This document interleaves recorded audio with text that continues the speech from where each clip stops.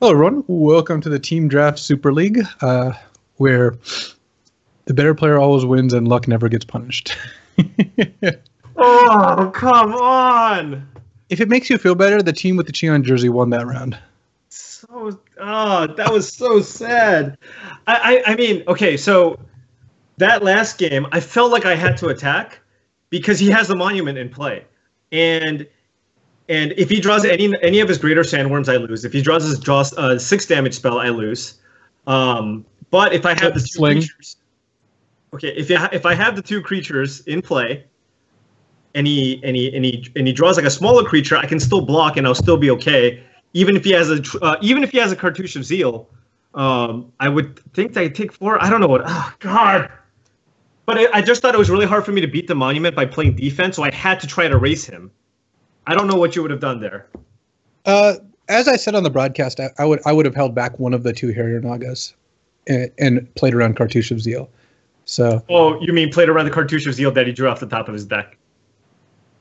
Yeah, I mean it was like his only. Come on! It was only out, and then you win over the course of the next few turns. He had a ton of outs, but I thought I was the favorite in that spot. I also got him down to 5, right? So if he plays a creature, and like I use my 3 mana kill a creature thing, and then I have lethal. Ugh, God, and he had 2 small creatures. No words. So I actually was like, yeah, you definitely need to attack with both, is what I said, because you clearly do. Like you just die. You die to too many of his cards. If you give him an extra draw step. Yeah. Because too many of his cards are just instant wins. That was like, I think that might have been the only card that just kills you if you. Because I mean, any creature kills you even if you leave something back. Because he had the +3/+3 in hand already. Right. So +2/+2 and trample with the +3/+3 means it's really hard for you not to die to that. And then. Right. And if he draws a non-greater sandworm creature, and the best he can do is like he can't give his new creature trample, right? Because he's casting it. So he can +3/+3 the 1/1, and so even if he can +3/+3 the 2/2. Sorry, the 2/2, right? But and then if oh right, you're right. If he can +3/+3 the 2/2, and then give the other creature haste. No, but then I have 2 toughness blocker, so I can block both of his things. Yeah, but then you're probably double jumping and going down to like 2 or something. You might still be able to stabilize if you attack with both. Right. But you die to trample anyway, because you had a two toughness creature back. What was I at? You're at 5. So the 2/2 becomes a 4/4 becomes a 7/7. So you die because you have to single. You're right. That's what I'm saying. Is like you die to any creature. Given he had that in hand, you didn't know. Okay, so it was like a coin flip then. Yeah, from that spot. Yeah. Given the information you had, you certainly had to attack. Yeah, but you know. And I had one really awkward turn. Were you doing the last match? Yeah. The one where I should have tapped my Naga Vitalist game 1. So because I didn't do that, I had to actually exert my Hope Tender to have the 2 mana up because I thought he tanked for a while. I thought he had a chance he had a +3/+3. So I needed to keep the Javelineer up to finish off the 2/3. Oh, yeah. All right. All right, it looks like our players are ready. We've got Eric Froelich against Marshall Sutcliffe here for the 3rd match for both players, both at 1-1. And, well, best of luck to both players. May the Hall of Famer win. Let's go down to the match. Hello.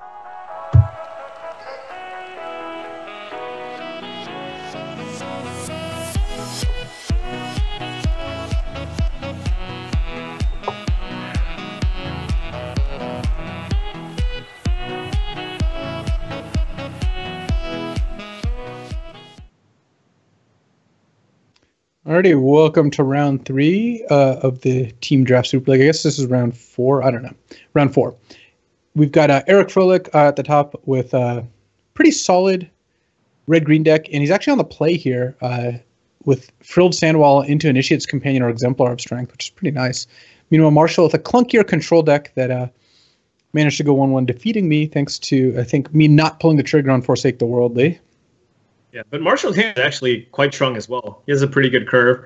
He can stop that. He stops some of the beats, and he's got the that uncommon gain life Luxodon Sunscourge Champion. Yeah, that one. Yeah, when you It's traditional when you do commentary for a premier level event to know the names of the cards. My bad. Yeah. So you describe them with the names, not just say like the 2, 3. Is that what I'm supposed to do? Well, thank you, Luis. If it wasn't for you, I would not have. Well, I'm just letting you know because we're going to be in the booth at the Pro Tour, in a couple weeks. You know what? I've been moving for like the last week and a half, and I haven't really had an opportunity to take a look at all of these cards. Unfortunately, I know what they all do. I just don't know all the names. I promise by the PT I will be ready. You don't have to promise me. You just have to promise the viewers. Okay, I promise the viewers. Yeah, I don't have to promise anything to you, obviously.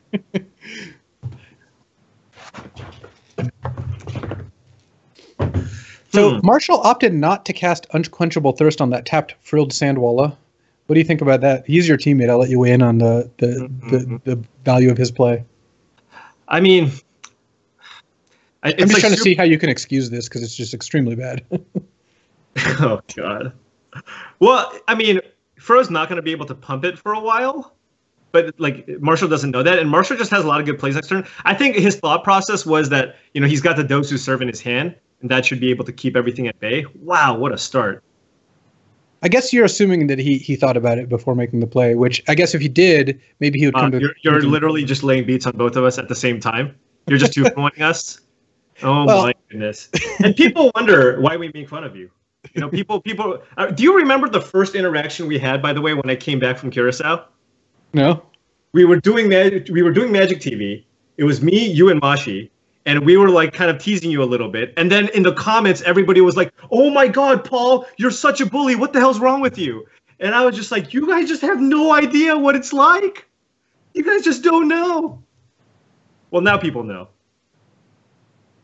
That I get picked on, yeah, I understand. Yeah, so those who serve is actually a formidable wall here, and that is going to stop Eric from attacking with everything but Exemplar, which can get in to remove a counter.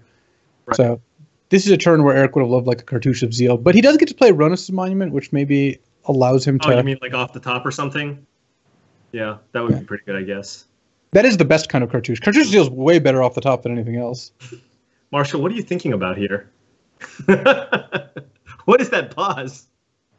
Oh, God, this Ronus' Monument, though, that's going to be really busted. Ooh, Marshall can get some mana efficiency back here. He gets to build Manalith. Unquenchable Thirst. Yeah, into Unquenchable Thirst on the Exemplar.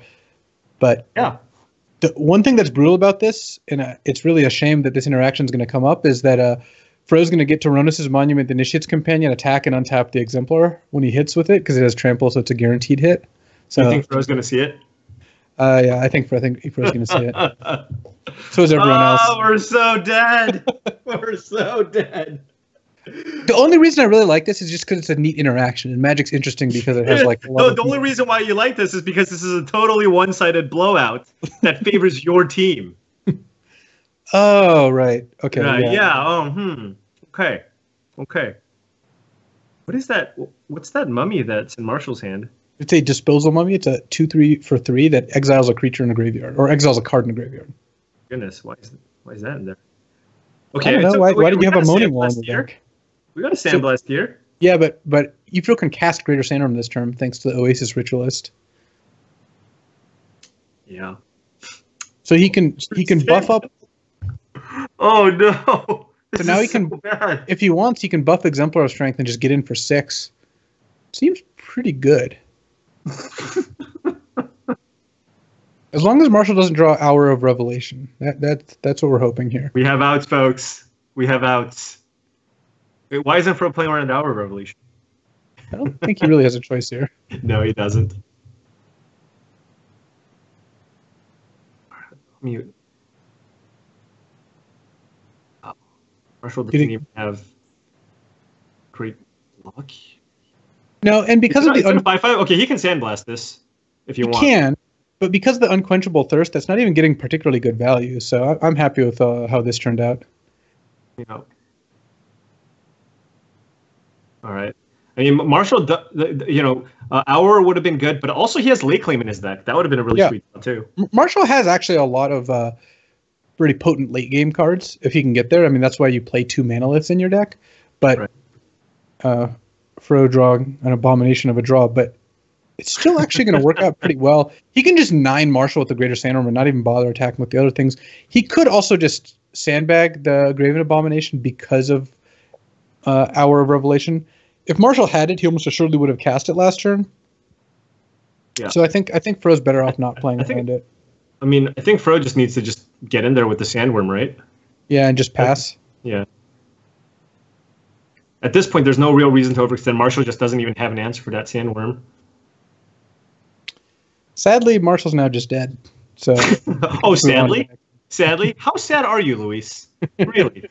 I'm about as sad as when Ifro top deck Cartouche of Zeal in the last game.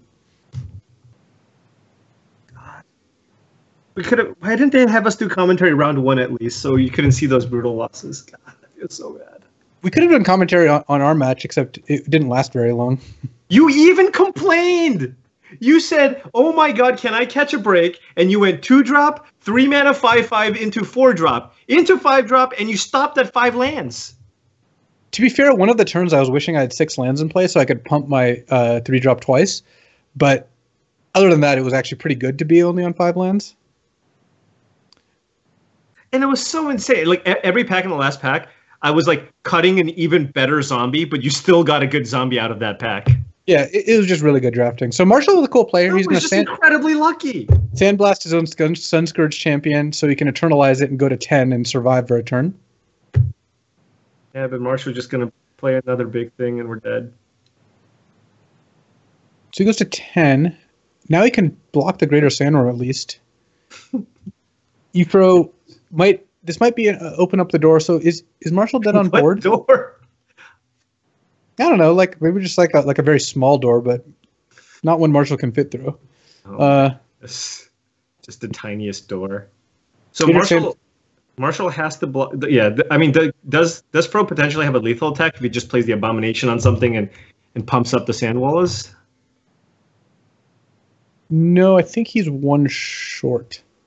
Okay. He gets to play Graven Abomination, give Greater Sandworm Trample, attack with everything. Fro chumps Greater Sandworm with the Sunscourge champion, takes 5, falling down to 5, then blocks Initiate's Companion and Oasis Ritualist, and then the 2 Frilled Sandwalls, only one of them can pump. So it's not quite lethal. Marshall has no cards in hand, so... Yeah. But this does allow Fro to just try to go wide, and he still has a Sandworm in his hand with the Monument in play. So that means even if he draws a land, he can, even after a Wrath, he can still just play a Sandworm if he draws a land. My teammate's currently in the chat talking about non-lethal lines, but...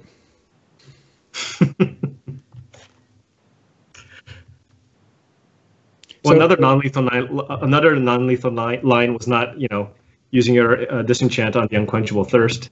That was not lethal. Maybe I just wanted the matches to play out a little longer for max excitement. You wanted to feel something?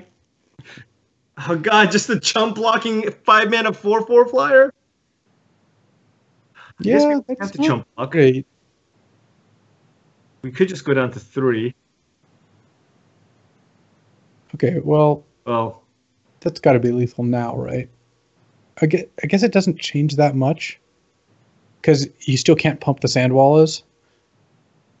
He can make the Greater Sandworm. Make the Sandworm huge, right? 11. So that's make it an 11. He takes 7, going down to 3. Block goes to 1. So yeah, it's the same. That's the 3 block. Currently, Marshall's under the Abyss, so this is going to be hard. And he's getting to the point where even if he draws Hour Revelation, then Ifro is going to untap, play 2 creatures. Yeah, late claim maybe is what he needs here. Oh God, this is so bad.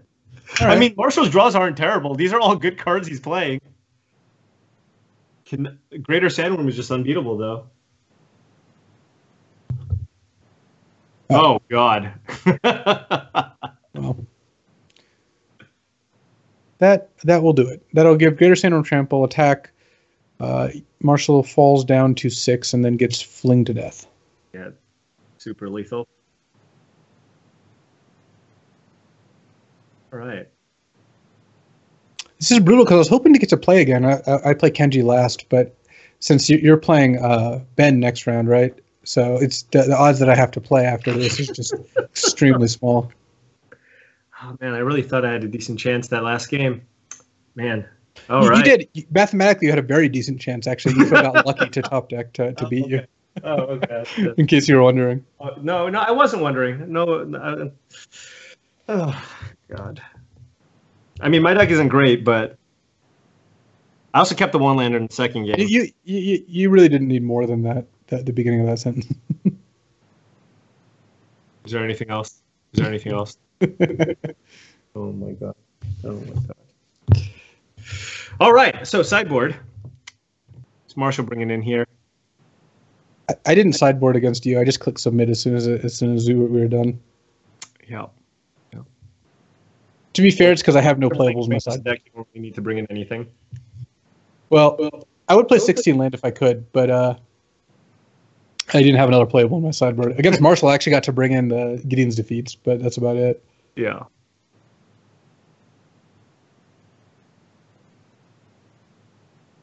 I mean, Fro had like an insanely aggressive start here. I actually don't think. I mean, I think Marshall stands a reasonable chance here. Oh yeah, he actually does. He's got good, powerful cards. It's just right. Fro went 1-drop into 2-drop into 2-drop into 1-drop, and then Ronus's Monument plus Sandworm is like a go over the top plan. Like Marshall actually stabilized. He played a 2-4 and a 2-3 and a 2-3 and was like, all right, I'm doing okay. Then Fro's like, all right, 7-7. It actually always feels like nonsense when you stabilize against the aggro, then they just play their 6-drop, and it's like... Yeah. Marshall did have a 2-mana 3-1. He might have wanted to just consider boarding that in just as another blocker. He doesn't have a lot of turn 2 plays. It's a great hand for Marshall. This is actually excellent. Fro might consider mulliganing here.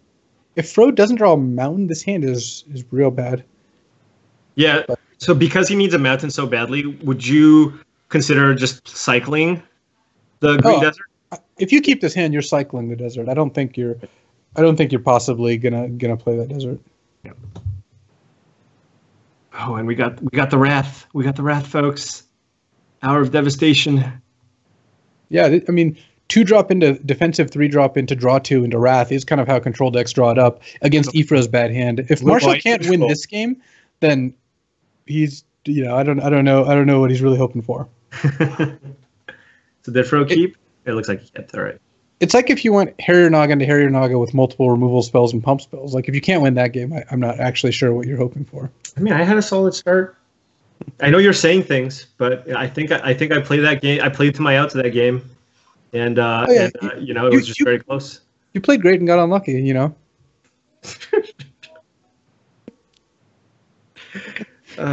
that feel better or worse? I don't even know. Story of my life. All right, what do we got here? Gain some life. Okay, I guess that's fine too.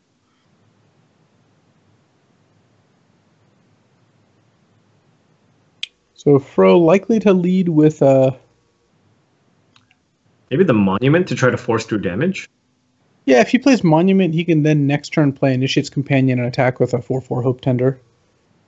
It also sets up nicely if Fro draws a mountain, which honestly he deserves. Like it would be nice if he just could get lucky just once. Every time I've watched Marshall, he's just natural. Just Esper lands, yeah. Oh, it looks like Fro's going to just play the Initiate's Companion. I think he's going to go Monument Companion and hope to draw a red land next turn. Interesting. Oh, Sandblast. So now Marshall gets to leave up Hieroglyphic Illumination and Sandblast, which is... Oh, man, that's just the dream. That is just the dream. He didn't attack with either. Why did he attack? I think that's a little too conservative a play. Like, I understand he's trying to, be a defensive deck, but I think he just has good attacks there. Yeah. Like what? Like I don't think Marshall would double block if Fro just played a creature and attack with a companion. Yeah. At the very least, attack with the Talkrop Skirmisher. Yeah, he has been playing pretty conservatively with this deck. I think just in his mindset, it's just I have a control deck, so I'm going to try to preserve my life total as much as I can. All right, let's just attack. I think I just attack with both here. I really hope Marshall loses the game by that 4 points of damage. Ugh. Get in. Play the lifelinker. Yes. Seems like his plan. Can he just draw a mountain? If he doesn't draw a mountain here, then he's in a lot of trouble. Even if he does, I think Marshall has an advantage. But a mountain this turn at the very least gives Ifra a good opportunity. Yeah, Forest doesn't do it, right? Forest doesn't. He can't play the Sandworm. He's one short. Yeah, 4 or 5. Yeah, 4 or 5 mana, and Ronus's Monument reduces it by 1.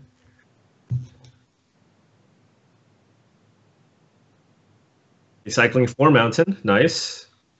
Okay. The Lifelinker is a little annoying here. Oh, so he can play a Bloodlust Insider, pump up the Initiate's Companion, and then he can untap the Mountain after the Trample, and then play the Moloch too. He can do that. He can also untap the Companion and have Companion up plus a Gift of Strength as a blocker if he wants, though that's not going to work out well for him. Right. Marshall could also just take the damage. Well, I assume Marshall's going to take it here since his attack back is a lot better, and he's actually winning the race. Yeah, I mean, he's going to gain a bunch of life. Yeah, not as much as he would have been winning if he had attacked correctly earlier, but still by a lot. Brutal. Oh yeah, actually he can't play the Moloch. So he can untap 2 lands with. Yeah, he can exert and play the Moloch.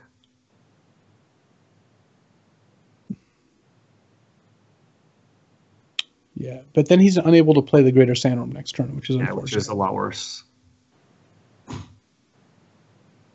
Guess he could maybe go for a defensive Gift of Strength and hope for nothing, but that doesn't seem great. Yeah, not against a deck with 2 Sandblasts, but you really don't have incentive to play the Moloch either. Alrighty. Let's send in the clowns. I can hear them in the background. Wow.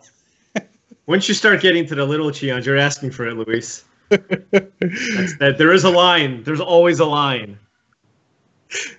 Unreal. Unreal. You just made a bunch of assumptions there.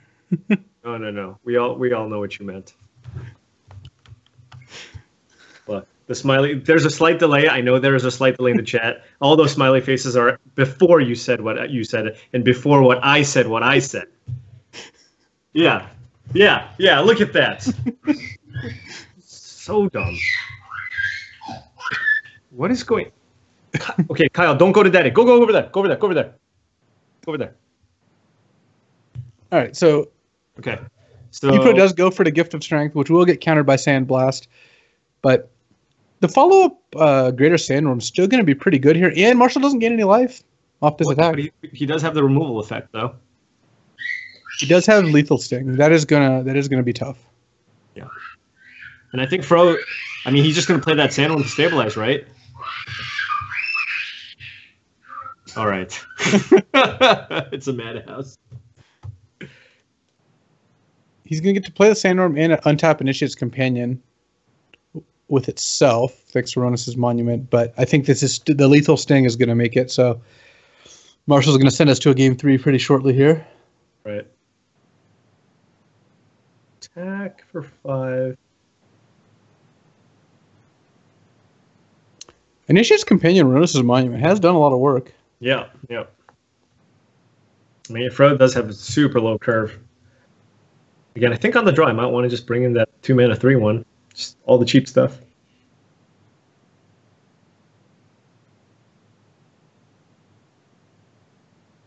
That splashed 5-mana 3/4 lifelinker has done so much work in the games that we've watched. Oh yeah, it got me real good. Yeah. So maybe what happens if you put it on the 3/4? You can attack with everything. Well, I guess this would have just been lethal, huh? If he had attacked earlier. Yeah. But I don't think Eric has outs to win the game on this turn. Right.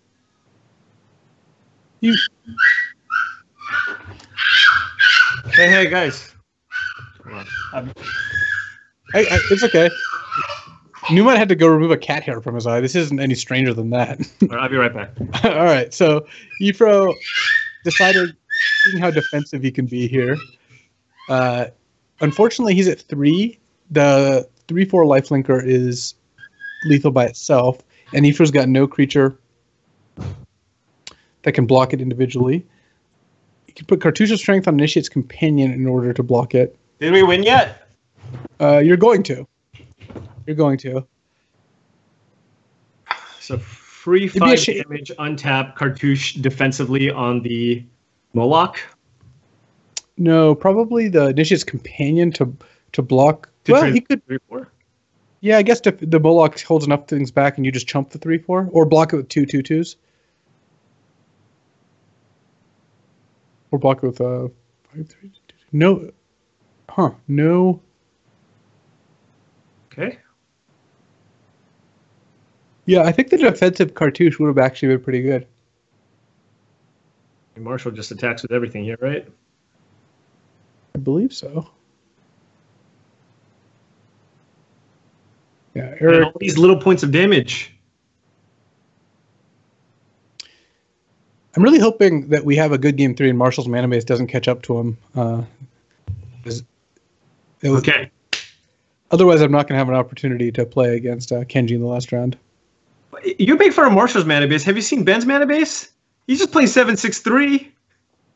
I don't know what's in Ben's. I don't know what's in Ben's deck. Let me look. What color is it? Marshall at least has Manalith, okay? What colors is Ben? Ben is Esper. Oh, Esper. With 7/3/6 and a black Desert of Glorified. So 7. He has 2 Traveler's Amulets. Oh, okay. No, he doesn't. You're just lying. You're just straight up lying. Like, I'm looking at the list. I'm like, where's the artifact? It's a mirror mirror. Yeah, that can copy a Traveler's Amulet. Yeah, Traveler's Amulet. You are looking at the wrong list. You're just lying for no reason. There was no reason. All right. Moving on.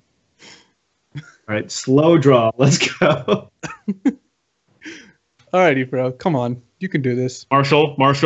Okay, Ooh, 2-drop right. double Sandblast. Oh, we're going to have a real game here. Yes, we are. The Sandblasts are going to be good this game. Ooh, and that Winter Priest going to do a lot of work. An Winter Priest is also going to be good. This is a good draw for Marshall. Hopefully he can draw some bad black cards into swamps. I mean, what? Hopefully he can draw some Manaliths into like a lay claim on something huge. Ooh. Yeah, Haven of Enduring Hope is pretty good. Ooh, Exemplar of Strength is real good. That's the 2-drop we wanted. So, how does Fro always complain about being unlucky when stuff like this happens? Unreal. What we're hoping for is Aronis' Monument or something along those lines. Quarry Beetle's not great. Okay, we got these Sandblasts, though.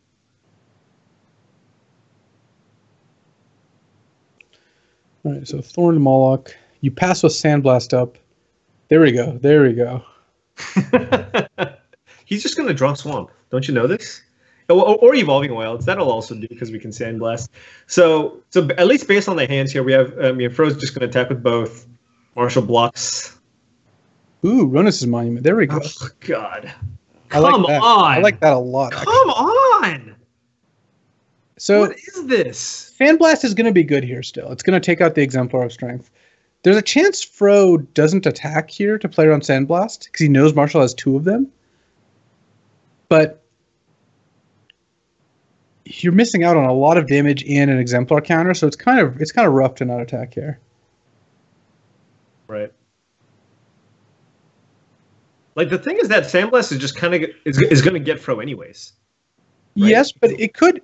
Getting Marshall's mana here is pretty nice. Sure. Is Marshall trying to like? He can't have a counterspell, right? No. Not that I'm aware of. There isn't even a counter in the format that does this. There's Supreme Will. 2 and a blue. Yeah, Supreme Will, I guess, but that's not in Marshall's deck. Right. So. All right. I like it. Sandblast. I like it. So now Marshall's kind of priced into passing again. Right. Okay, now he just plays this, so this actually works out good for Fro. Oh yeah. I like it.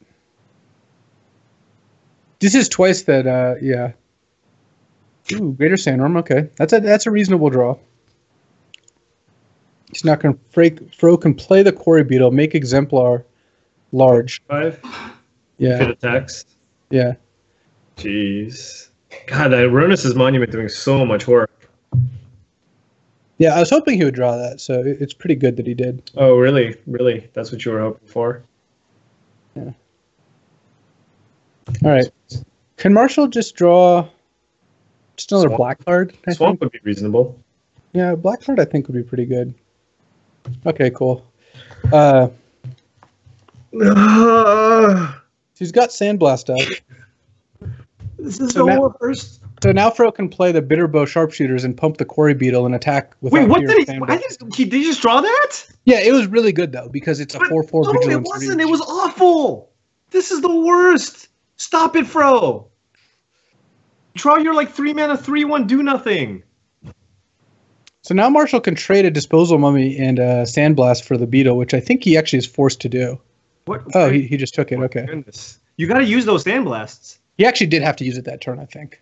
Because now he's going to tap out for the Aven, and Bro's just going to go to town. It's all over. This is going to be brutal. Yeah, you have to block there. You have to block there. Keep up Sandblast again. Yeah, I mean, even if he did, though, I think Fro's still a huge favorite. Yeah, I agree, but I like him being even a bigger favorite because of Misplays. So you can rub it in his face later. I really can't though because I punted to lose against Marshall. Oh, Bloodless Insider. Great. I guess that lets him play 2 creatures in the same turn, which is kind of nice. Fro does have to worry about Hour of Revelation if there's 10 permanents in play, but I think he can force some chump plays blocks 2 here. creatures. Oh, Hour of Revelation, please. Please. I don't think he's going to be able to cast it. There's just not going to be 10 creatures in play. He has to block things this turn. Is it 10 creatures or 10 non-land permanents? 10 non-land permanents, but there's still just not going to be 10. 3, 4, 5, 6, 7, 8. There's a monument in play. Yeah, but cards are going. Yeah. Marshall's going to lose permanents, yeah, of course. Cards are going to the graveyard. I can tell you that much. Can we survive if we draw a land and go double Sandblast? No, not at all. You didn't even do the math, but I'm assuming. Just impossible. What do we do here? Double block the 4/5? Or double block the 5 and Double block the 4/5 chump. Something else. Go to 3. All right, you ready for your match against Ben next round, Paul? Well, no. What about Kenji's match? I don't have to play Kenji tonight. No, right, but the next match. Well, anyways. I have to play against Ben. I might have a chance. Ben's deck didn't seem especially good.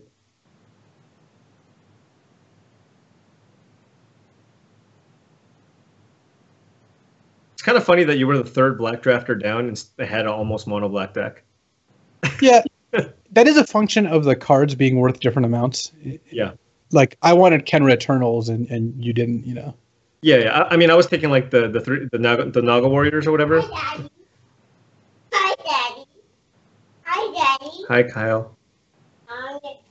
So those blocks would drop Marshall to 1, but he would kill the Beetle. He might as well block the Exemplar of Strength at that point. It's just a little bit better.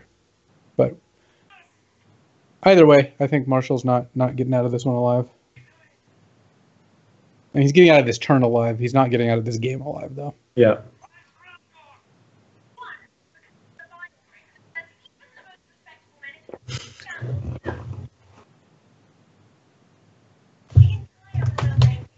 Our Revelation would be a pretty funny draw, given the circumstances. Plains. Dead. Yeah. That monument did so much work. Oh, yeah. Yeah. Oh, yeah. Really punishing kind of the Durtle decks. Yeah, I mean, again, even if Marshall went for that Sandblast earlier, I don't think he's winning this game. I don't believe so either. The fact that he's got a bunch of uncastable cards in hand. Why not? I mean, I guess that's rub-ins, but it doesn't really matter. Yeah. So which one should I play?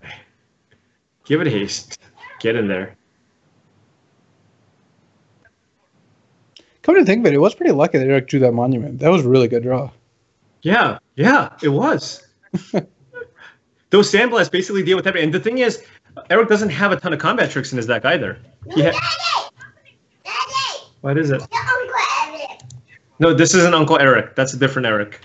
Okay. All right, and that will leave us at 4-3 in favor of the home team. And I was so close. We were so close to tasting it. We were 3-1. We were up 3-1. What happened?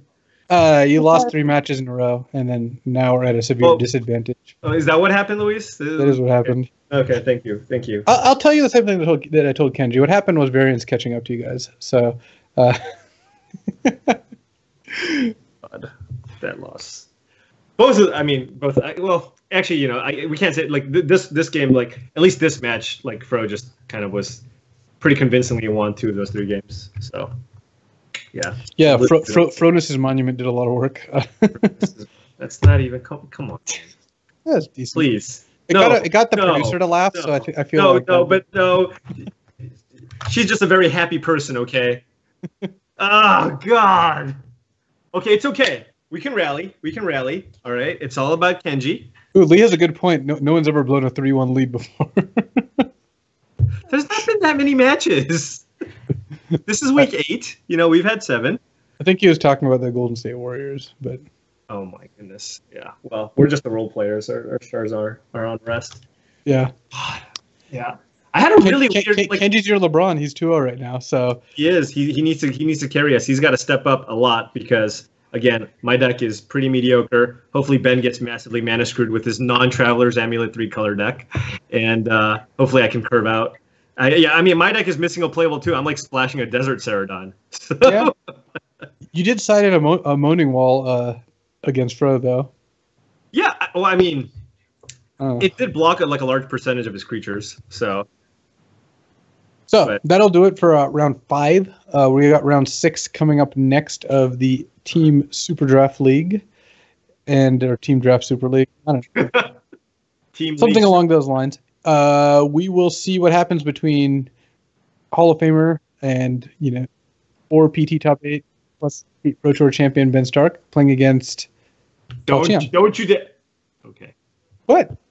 There was a wide range of things you could have said there.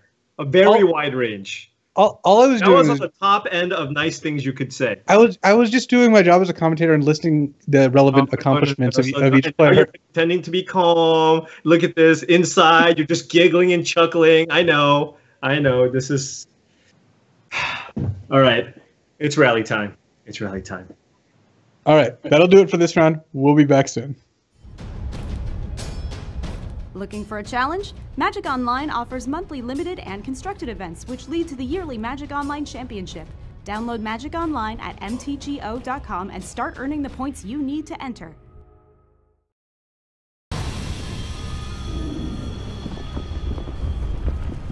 Check out Hour of Devastation booster draft leagues on Magic Online. Draft anytime, play anytime. Available now. For more information, visit mtgo.com. Represent your country at the World Magic Cup at national events. This September, you can compete against your country's best players for the title of national champion. You need Planeswalker points to participate, so keep playing in local events to qualify. Learn about qualifying for nationals at magic.wizards.com/national.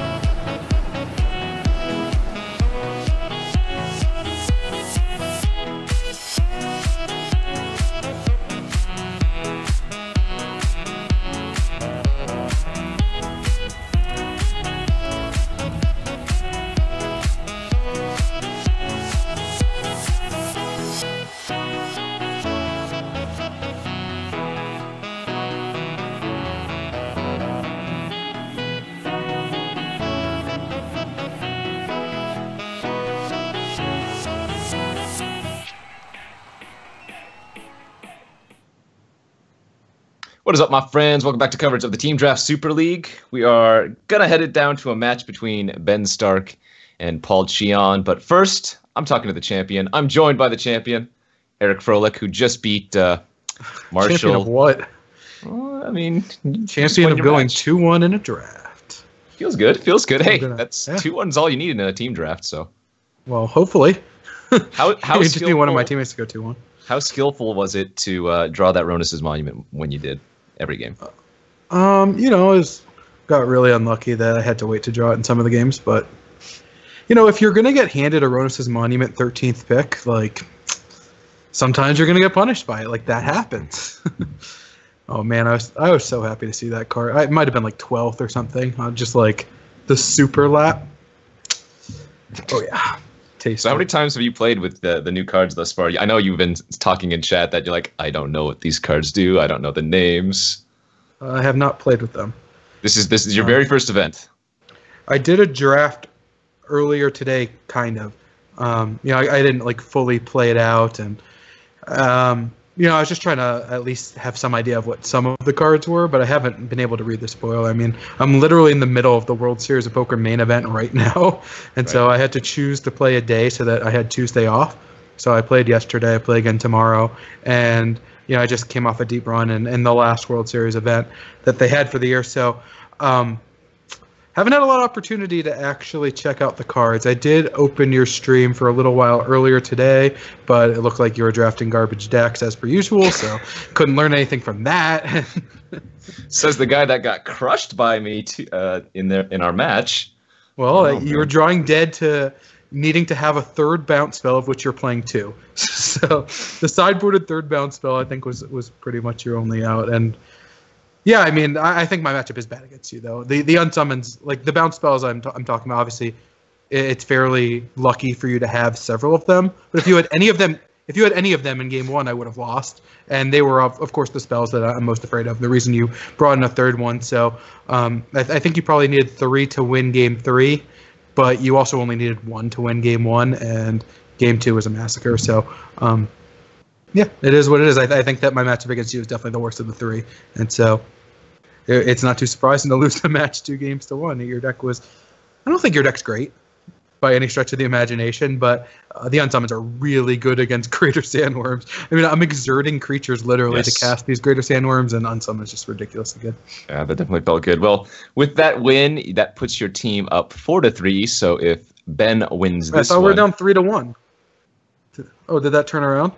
Oh, there's no! Time, moves, changes, that's there's things. Brutal. I wasn't paying attention. I was busy winning matches. Ugh. Oh. I see. I still remain undefeated. I'm 4-0 in all of my matches across the Team Draft Super League so far. You have been killing it. I mean, you've been drafting as, poor, to say the least. Like, your decks have not been good at all. But you are just crushing the Super League. It is awesome. I mean, obviously, I'm a huge Genji fan, so I love it.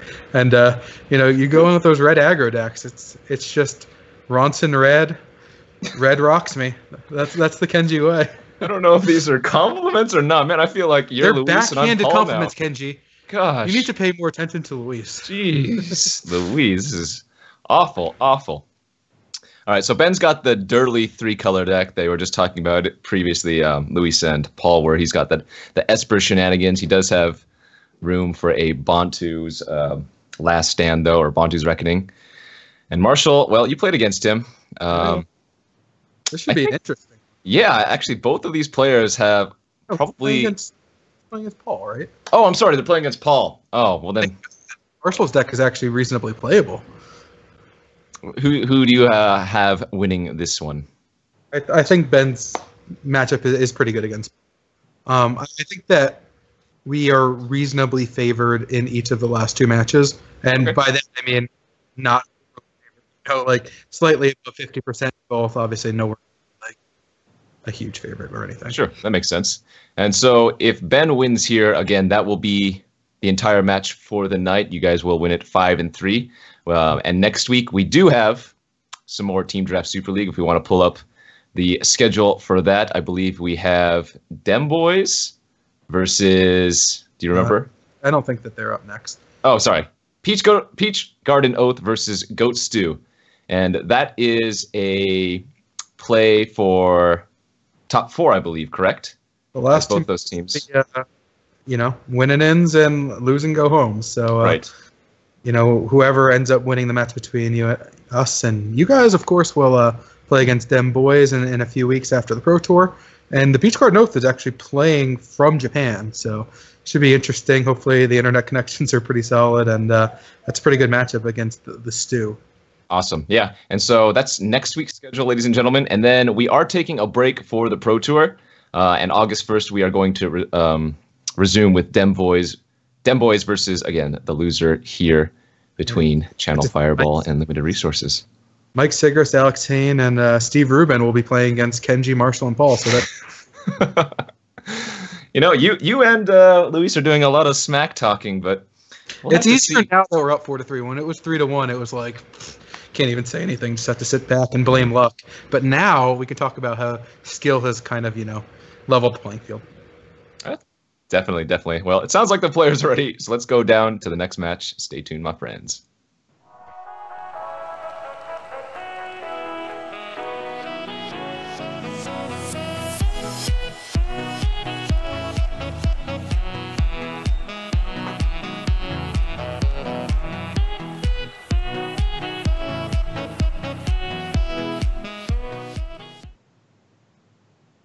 Welcome back to coverage here of the Team Draft Super League. We are playing a win and in for Channel Fireball versus Team Limited Resources. Team Channel Fireball up 4-3. Ben Stark versus Paul Cheon.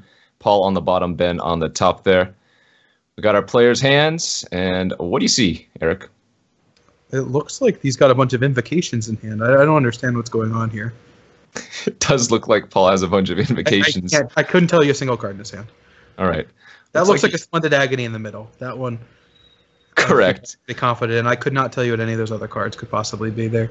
Harrier Naga is the 3/3 on the right of that. I believe he has a Withstand Weakness, and then a Merciless Javelineer is his splash card on the far left. How can you? Man, must be my eyes. Does it look like an invocation to you too, or is that just me? It does pseudo look like an invocation, especially the Javelineer since it's gold, but you can definitely make out the other two cards there. No, I can't. I thought I made that clear. No, I can't see that. All right, I can see Ben's hand, though, and it's pretty solid. You got a Soul Stinger going on, Bone Picker, those cards I know. I actually know all these cards. In my one draft, I got to draft this blue Entreat the Angel spell. Don't know what it's called. Hour of something, I imagine. Hour of Eternity. Mm-hmm. Right? Yeah, I like that card a lot. I think it could be really solid in draft. I haven't obviously had much experience with it, and it's probably just complete garbage in Ben's deck that is pretty creature light, I think. But it's a good top end for sure. Yeah, it's a good rate. 3 blue XX, so 5 mana gets you a 4/4. 7 mana gets you 2 4/4s, and they copy the creatures. Eternalize is just a really sick mechanic. I mean, bringing back these creatures as just massive threats is pretty awesome. You get those come into play effects again, enter the battlefield effects, and 4/4s. 4/4s are big. Well, we see Paul cycle there and draw his splashed Desert Ceradon. Lucky. Always lucky. Ben, presumably just sitting back on this Bantu's Last Reckoning. Both players with cards that cycle cards in their splash colors that they can't cycle. So that's impressive. Kudos to both. Ben's slightly more powerful in the form of Cast Out. Although any source for either player would let them cast it. Yeah, we're just seeing Ben sit on this Reckoning. Paul with a good draw, though. That Hippo is the largest thing on the battlefield. Interesting spot. I mean, Soul Stinger, doesn't actually do a great job of dealing with this Hippo, but he does have a blocker for a turn, so he may be sitting on his what's it called? Bantu's Reckoning? Yeah, Last Reckoning. So might wait on that for a turn. That's probably what he's thinking about now. Geo Compelling Arguments, which is basically just dead, looking to cycle. Although, he does have some interesting ways to target himself. He's got the Hour in his hand, and he's got whatever the Circular Logic spell is. When that counters, but you need to have cards in your graveyard. Right. I All right, wouldn't. so it's like it's coming now. Yeah, Creatures and coming in. it's really nice for Ben too because he has that Bone Picker to follow up as well. Usually with Fontu's Last Reckoning, you don't really get to capitalize on the Wrath effect because you don't usually get to play much afterwards. But 3/2 flyer, hey.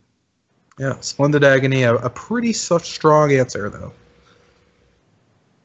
And it's going to be on Paul to find, well, a red source to Right. kind of stabilize. But I mean, Yeah. Ben is just looking to hit a couple more land drops and make some 4/4s. You know, this Bone Picker is going to go down to an Agony here. I guess it's going to cycle first.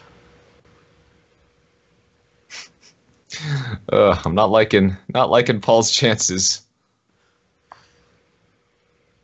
Interesting. Well, I assume Ben's just going to play the cycle land to get it, his 7th land into play. I thought we Yeah. were lagged. I forgot about the do not untap clause. So I assume this is an hour turn. He could wait 2 more turns and hope to find another land and do it for 1 more. That But seems so greedy when he can it just really get a 4/4 makes flying Death Touch and a 4/4 flying, or sorry, a 4/4 can make it unblockable with the cycle. Right. Kind of cute how the Soul Stinger actually gets worse Yeah. with the Hour of Eternity. It does get brutal. a bit worse. Uh-oh. Oh, we see no, that. another force for Paul. Oh, that's not good at all. Paul has Man. no attacks, 2 dead cards Zerodon in is hand. bad in a red deck, but it's really bad in a green-black deck. Do you disagree? You're the red player. Maybe I'm wrong. You like a Desert Ceradon? I passed on multiple Desert Ceradons during the draft, so that tells you Real something. MVP. So in a red deck, not too good. What do you think about it in just straight green-black? It has good potential. Discards it to your other red card that's stranded in your hand. That is true. Although if you can discard it to that card, it's not stranded in your hand anymore. So nice try, Kenji. No comment. Well, I mean, is he holding back on the 4/4? Oh, he is. Wow, Okay, so you must be taking a look at Paul's he deck does have list. strips. Yeah, Okay. makes sense. Edifice is a good draw. That's a very good draw for Paul. And if Ben is still scared of a combat trick, he might leave back the Survivor again. Well, Oh gosh. that's not bad. That's the new River Serpent, right? Hexproof one? Yes, correct. 5/5 hexproof with a cycling for a blue. Well, now he's going to attack just because if Paul does have a combat trick, he's going to want it to get used. But no, Ben's going to hold back. I mean, it makes a lot of sense to hold back here. Oh, And Lucky Cheon. hey! We actually have a game now. As Desert Ceradon threatens to trade with the hexproof creature. Yeah. Okay. Yeah. Lucky Cheon strikes again. Just in time.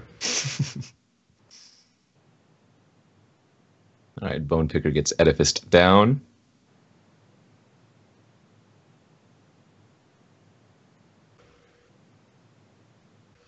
Kind of wish we got in those extra 8 damage. Oh, a stinging shot too from Paul. Continuing to draw hot fire. Just going to walk this Javelin here into a counter, so that's good. Couldn't play around it either, even if he had played his land prior. Yeah, he definitely wants to keep the land in hand when you're casting a Javelin here. Alright, so Ben could use a spell, a white mana source. Those would be decent. Nice back and forth game here, though. Oh, man, another huge draw.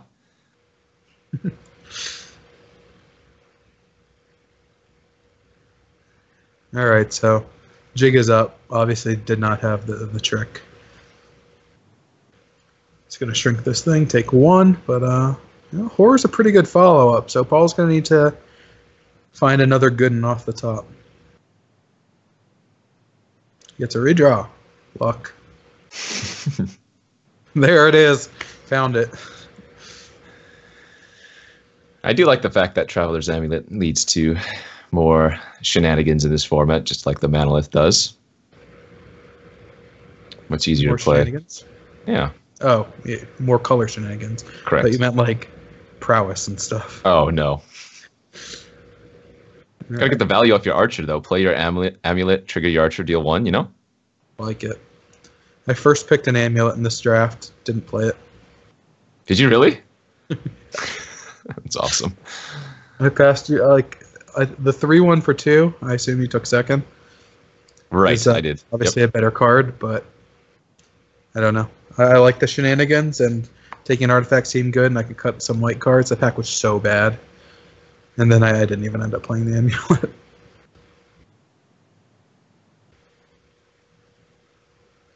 Yeah, Paul back down to 3. Sinuous Striker now. Lethal. Another Bonus really lucky top deck. Bonus is Stalwart. 2-2, not so good here, and we're gonna have to probably see a game 2 in short order. Ben is I think pretty far ahead, and he's incredibly mana screwed, so doesn't bode well. All right. Yeah, another good turn.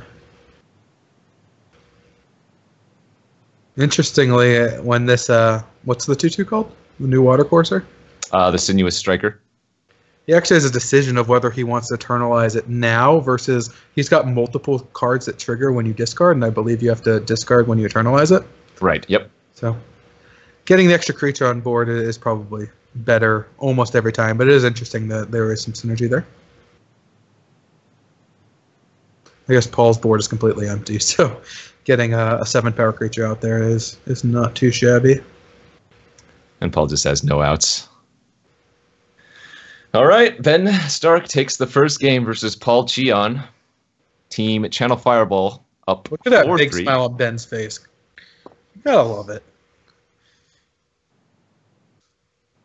Paul's got to consider. Well, he really doesn't have very many playables. He's got a Dissenter's Deliverance. Is that too much? Ben has some mirror card. I know he's asking a bunch of questions about how it worked. I don't know if he has any other artifacts. Yeah, you can see instantly Paul taking out the Desert Ceradon. Poor Sari. Looks like Ben's just going to reship here.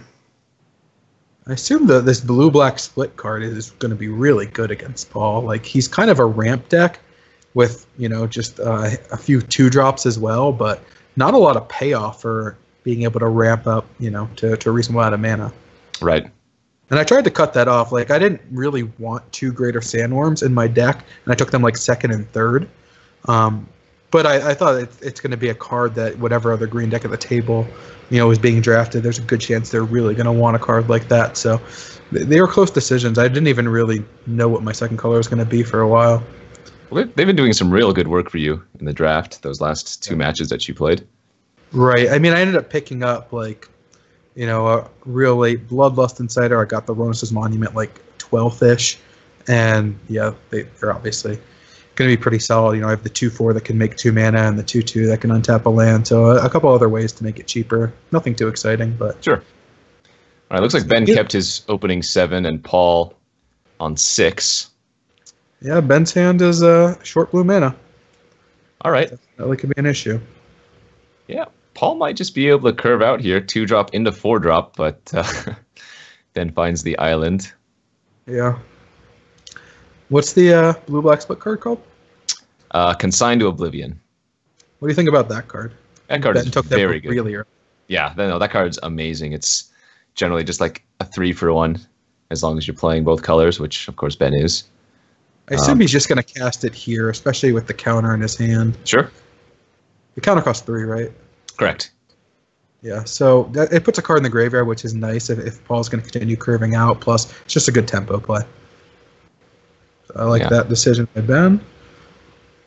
Wants to play an untapped land here.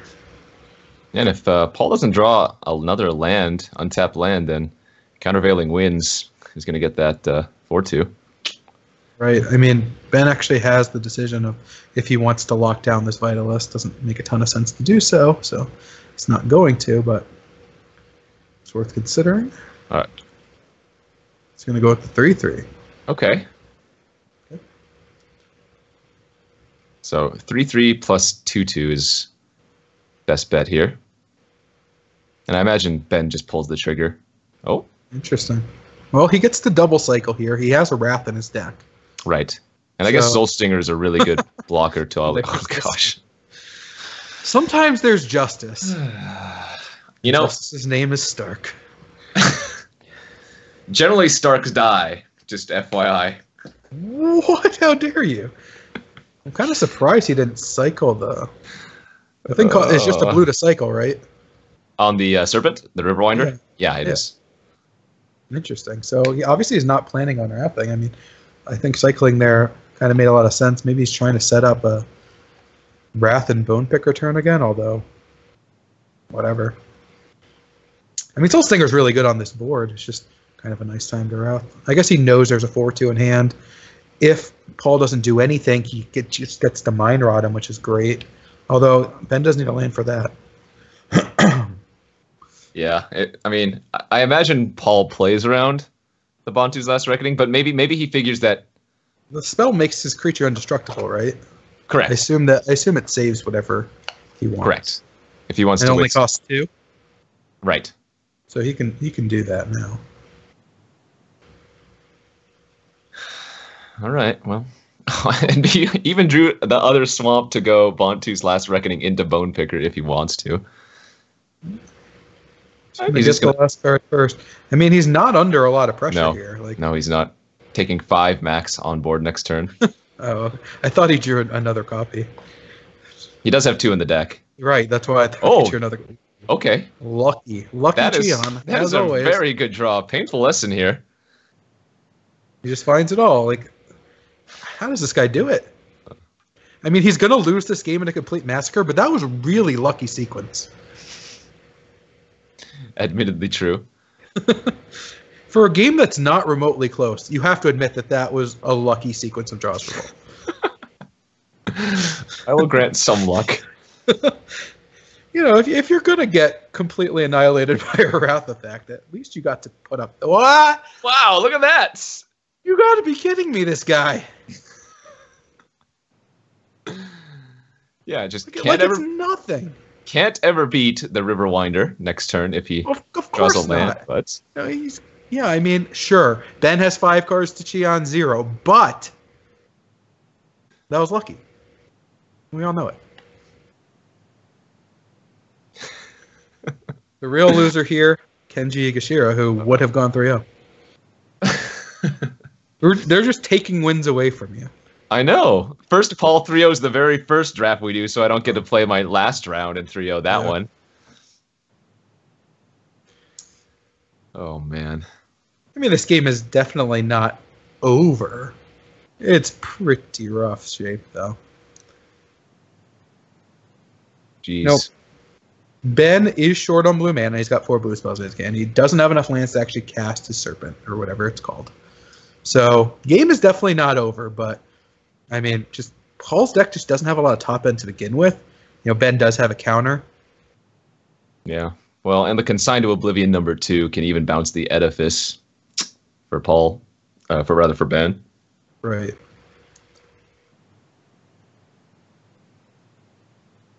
So that's the route he's going to take. He's going to get these last 2 cards. I mean, he's at 9 life. If Paul is lucky enough to find a Desert Ceradon off the top. Which he sideboarded out. Okay, so it's unlikely he'll draw the Desert Ceradon, but... I can get in for 1. Paul falls to 17. Another redraw for Lucky Cheon. Alright, he's close to being able to cast that.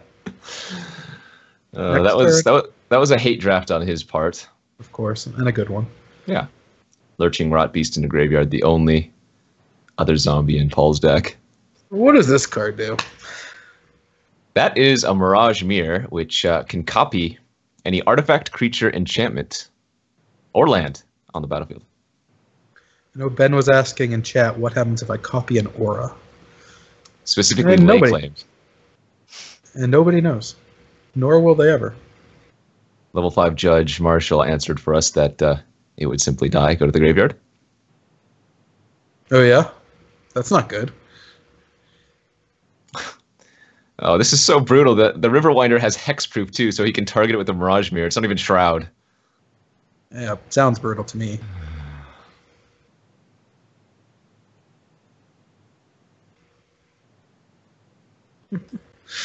Oh, this is great. Isn't Magic a good game?